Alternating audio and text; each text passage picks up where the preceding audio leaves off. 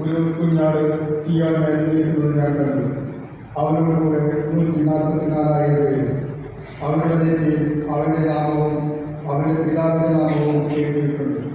വെള്ളച്ചാട്ടത്തിൻ്റെ ഇരകൾ പോലെയും വലിയ ഇടിനാദം പോലെയും സ്വർഗത്തിൽ നിന്ന് ഒരു സ്വരം ഞാൻ കേട്ടു. വീണക്കാർ വീണ വെട്ടുന്നത് പോലെ സ്വരം. അവർ സിംഹാസനത്തിൻ്റെയും 4 ജീവികളുടെയും ശ്രേഷ്ഠന്മാരുടെയും മുമ്പാകെ ഒരു പുതിയ ഗാനം ആലപിച്ചു. ഭൂമിയിൽ നിന്ന് വിലക്കുവാനുള്ള 144,000 പേരുടെ ആർക്കും ആ ഗാനം പഠിക്കാൻ കഴിഞ്ഞില്ല. അവർ സ്ത്രീകളോട് ചേർന്ന് മലിനമാകാത്തവരാണ്. അവർ ബ്രഹ്മചാരികളുമാണ്.